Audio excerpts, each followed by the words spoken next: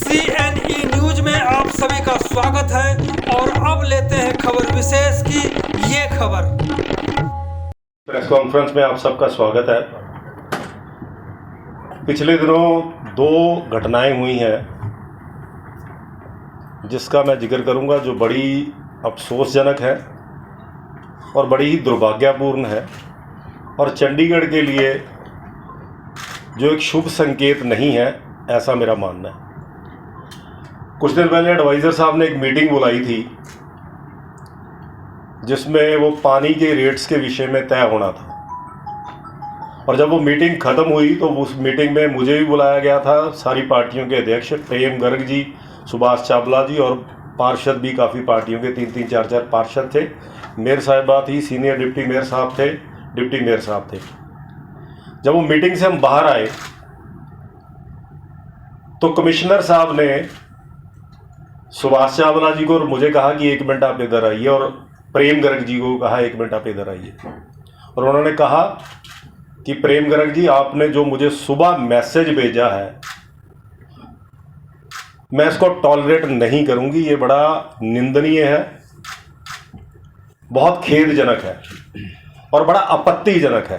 ऐसे उन्होंने कई लफ्ज़ यूज़ किए और वो बहुत दुखी थी।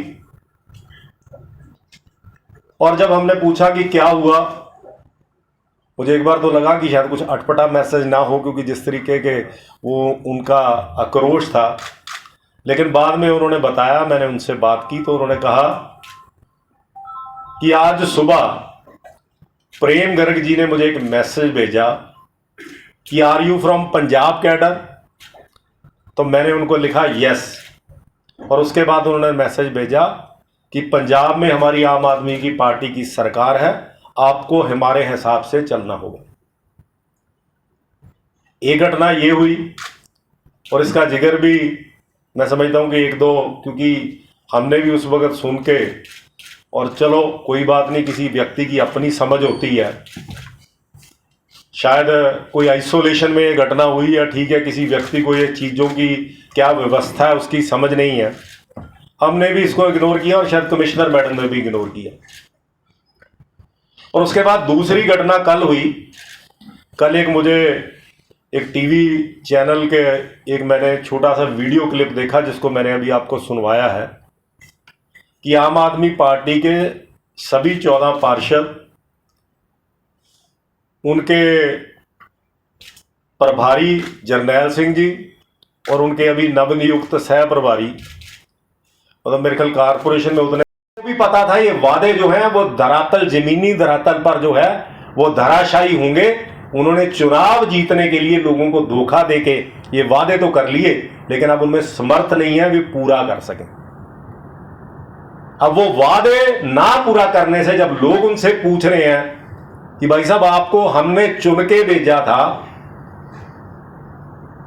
जब मैं आपको एक एग्जांपल बताता हूं, मेरे पास जो है शास्त्री नगर के लोग आए कि वहां की काउंसलर आम आदमी पार्टी ने कहा था कि हम आपके सारे मकानों को जो है रेगुलराइज कर देंगे, चाहे वो लाल डोरे के बाहर है चाहे वो है। तो अब हम गए तो अब उन्होंने कहा कि भाई साहब वो लाल डोरे के बाहर है, वो नहीं हो सकते, हमें पता नहीं था।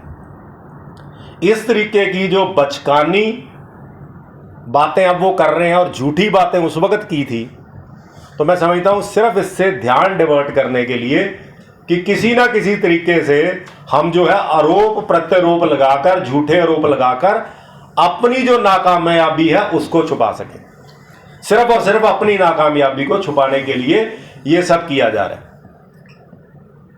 और लगातार मैं समझता हूं कि आप अगर देखेंगे